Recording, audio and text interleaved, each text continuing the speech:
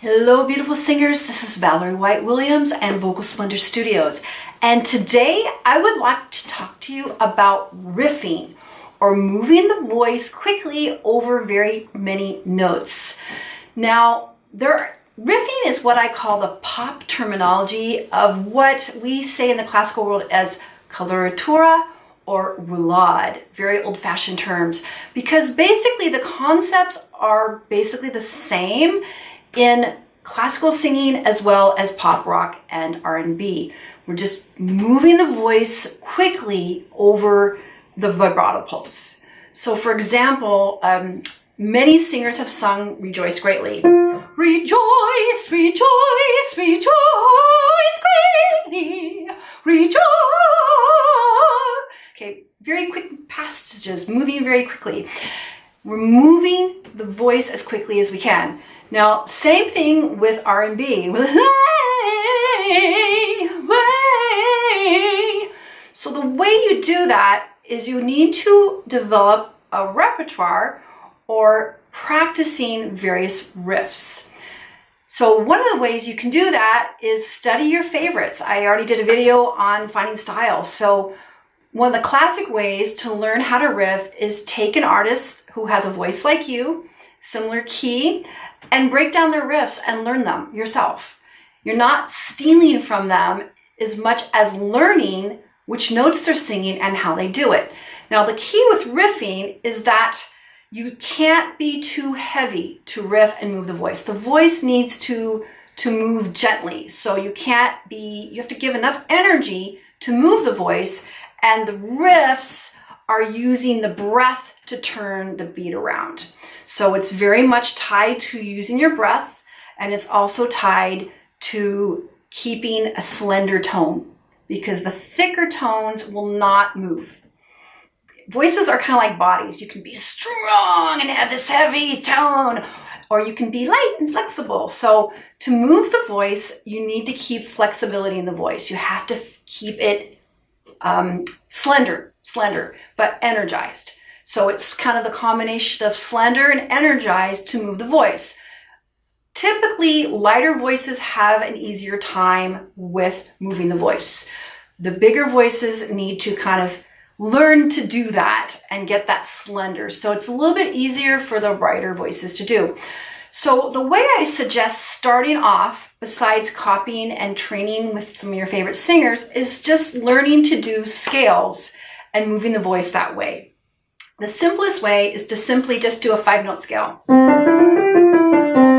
And you're going to sing it. Now, this is an easy scale because most people know how to do that. Ah. So the key is to make each note separate but moving so fast. I kind of think it's kind of like going on a toboggan ride. You have to think of going to the piece. Now again, with the 5-note scale, you're going to feel the energy on either side. Ah, or I'll go, yay!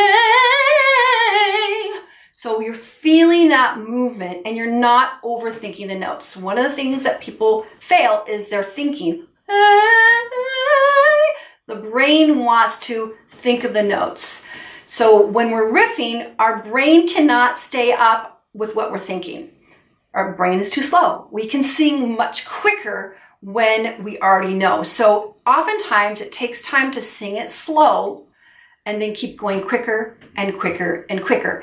That's why it's easy to start on a 5-note scale, because you already know the notes. But when you're doing something that's trickier, like hey, so you have to hey, get the notes, hey, hey. So your brain knows the pattern, but you're not having to overthink. And we're using that breath. So the longer the patterns are, the more practice you need to do it slow and then build up, so you're just letting the breath flow out. I think of it like a string of pearls, actually. So when we see a necklace or even a train, they're all connected with the string. There's individual notes going, but it's going by very quickly, but they're all connected with the breath. So that's another way of thinking of it. So we have the patterns. You can start with simple patterns, and then you can do more complex patterns. The other thing about riffing, especially in pop contemporary music, is we are using often elements of the blues scale. Now, I should probably do another video on the blues scale, but a lot of the more R&B funky uses the blue notes. And the blues scale is this.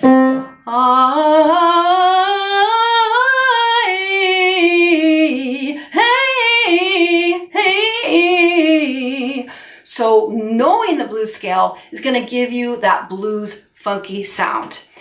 I will probably do another video on the blues scale, but you just Google blues and you'll find it.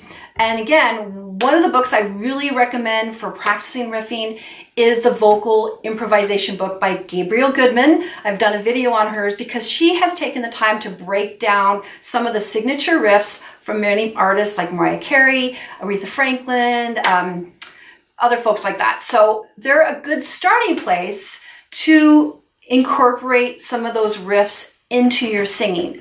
Now, one more thing I have to say about riffing is a little bit will do it, because no one wants to hear people riffing just to show off. That's kind of considered bad singing. There's been a lot of jokes about that.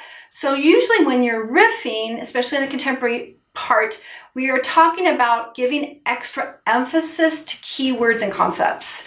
And so you're not going to be riffing all the time unless you're singing Rejoice Greatly, because that's all that song is. You are going to use judicious riffs in certain places, which it might be something that you want to actually track out.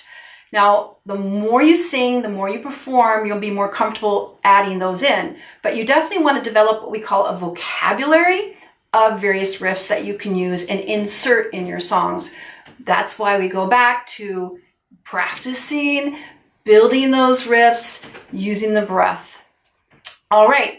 Let me know what has helped you work with riffing. I sure would like to hear about it in the comments. Thanks for the likes, shares, and subscribes. I greatly appreciate it. And please don't forget to subscribe and click the bell so you get to hear all of my uploads. And thanks again for all your support. Have a great day and sing on.